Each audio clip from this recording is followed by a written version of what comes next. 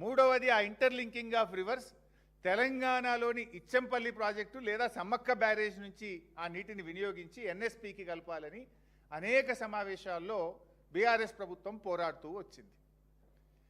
ఇప్పుడేం జరుగుతుంది? ఇక తెలంగాణ నుంచి తీసుకుపోవడం లేదు. ఇక Polavaram to Nallamala Sagar to grand Anicut Kaveri తీసుకుపోతాం అంటే మొత్తం తెలంగాణ రాష్ట్రాన్నే ఎలిమినేట్ చేసేటువంటి కుట్ర మూడవ ప్రయత్నం ఇప్పుడు ఆంధ్రప్రదేశ్ తెర మీదకి తెచ్చింది. అంటే ఆ రోజు సమ్మక్క సాగర్ నుంచి లేదా ఇచ్చంపల్లి కొత్తగా ఒక బ్యారేజ్ కట్టి తెలంగాణ ప్రాజెక్టులకు ఇబ్బంది లేకుండా Sammakka Sagar to Nagarjuna Sagar, Nagarjuna Sagar to Somasila, Somasila to Kaveri, అది ఆ రోజు ఉన్నటువంటి ప్రతిపాదన. ఇప్పుడు ఆంధ్రప్రదేశ్ ఏం చేసింది? క్లెవర్గా వన్ షాట్ టూ బర్డ్స్ లాగా అసలు తెలంగాణ రాష్ట్ర భూభాగమే టచ్ కాకుండా పోలవరం టు నల్లమల్ల సాగర్, నల్లమల్ల సాగర్ టు కావేరి, అంటే దీనివల్ల తెలంగాణకు తీరని నష్టం జరగబోతా ఉంది. ఇలా ఆంధ్రప్రదేశ్ ప్రయత్నం ఏంది?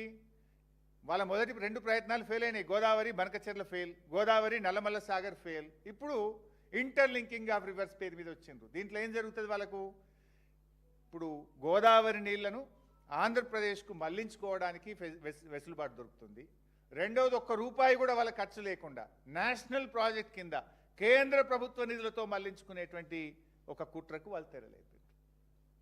తెలంగాణకు ఏమైపోతుంది? మనకు ఒక్క చుక్క రాకుండా అయిపోతుంది.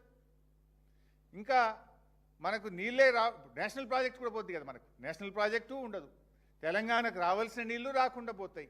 ఇంకా ఉల్టా సమ్మక్క సాగర్ 47 టీఎంసీలు కూడా మనం వదులుకోవాలన్నట.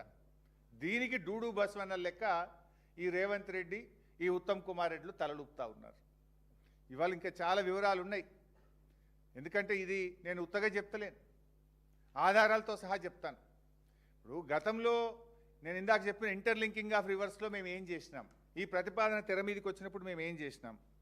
రాష్ట్రం ఏర్పడ్డ తొలినాళ్లలో ఇది minutes of the meeting 6 January 2015 6 January 2015 NWDA meeting. ఈ మీటింగ్ నేనే నీటిపారుదల శాఖ మంత్రిగా నేను హాజరైన రోజు.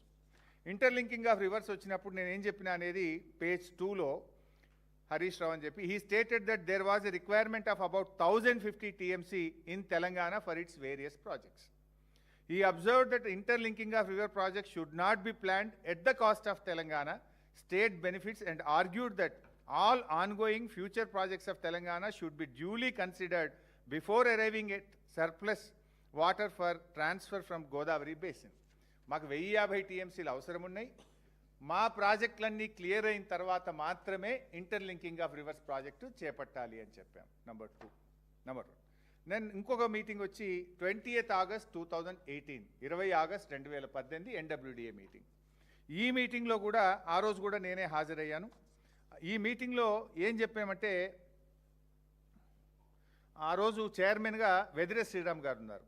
Vedire Sriram suggested to explore the possibility of diversion of Godavari water from proposed Ichampalli dam with reduced height of 95 meters. Director General NWDA informed that all this reduced height, the contemplated storage will be reduced. After discussions, it was decided that a study will be done by NWDA to examine the possibility of diverting water from Ichampalli lower dam. Harish Rao, Minister Irrigation, Government of Telangana, suggested that NWDA should discuss with their officials in the planning and formulation of Godavari Krishna link అని మనం చెప్పినాం. దీనికి ఆ రోజు కర్ణాటక నీటిపారుదల శాఖ మంత్రి decay Shivakumar ఆయన కూడా అగ్రీ అయ్యాడు. Shri DK Shivakumar mentioned that NWDA has not considered the allocation of water share to Karnataka while planning diversion through Godavari Kaveri. అంటే మా కర్ణాటక షేర్ మాకు ఇవ్వండి, మాది ఇలా చెప్పలేదు అన్నాడు.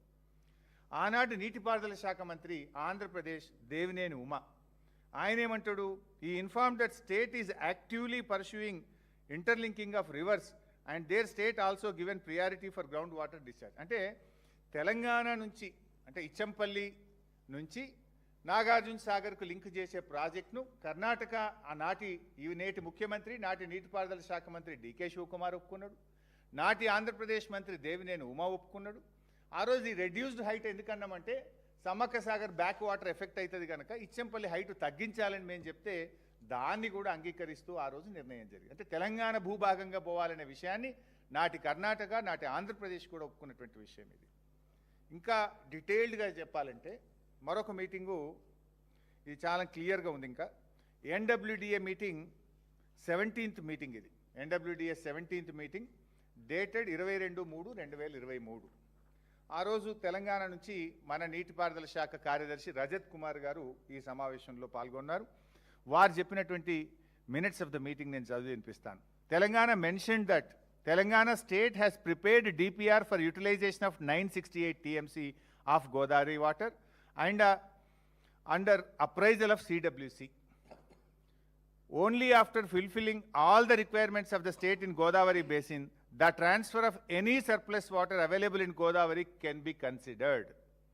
He requested that 50% of entire allocation from Godavari Kaveri link project should be allocated to Telangana. He mentioned that any diversion of Godavari Kaveri link to Krishna basin may attract class 14B of KWDT 1, and legal aspects in this regard may be viewed for allocation of this additional water.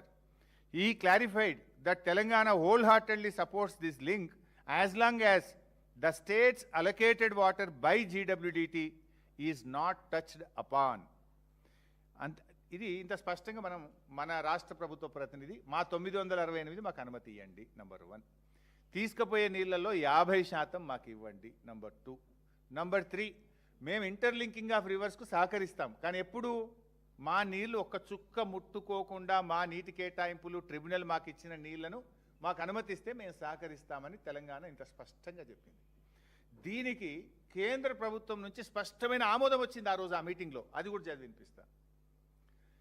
Chairman interlinking of reverse requested Central Water Commission to expedite approval of DPR of projects as submitted by Telangana by following guidelines, and assured that request of Telangana in this regard would be considered in thoughtful manner.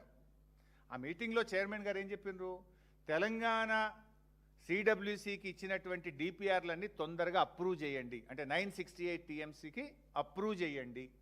ఏదైతే 50% నీళ్ళు అడిగినరో దాన్ని మేము thoughtful మేనర్లో తప్పకుండా consider చేస్తాము అని చెప్పారు. అంటే interlinking of రివర్స్లో డైవర్ట్ చేసే నీళ్ళలో సగం ఇస్తాము, మీ 968 TMCలకు సంబంధించిన డిపిఆర్లు అప్రూవ్ చేయండి అని ఆ మీటింగ్లోనే ఇంటర్లింకింగ్ ఆఫ్ రివర్స్కు చైర్మన్గా ఉన్నటువంటి వెదర శ్రీరామ్ గారు సెంట్రల్ వాటర్ కమిషన్ను ఆదేశించింది. ఇది minutes of the meeting, it is not my story. ఇంకో మాట ఏమన్నారు అందులోనే, he also assured about the location without any disturbance to Telangana's projects and also allocation of water as per GWDT to any state would not be disturbed.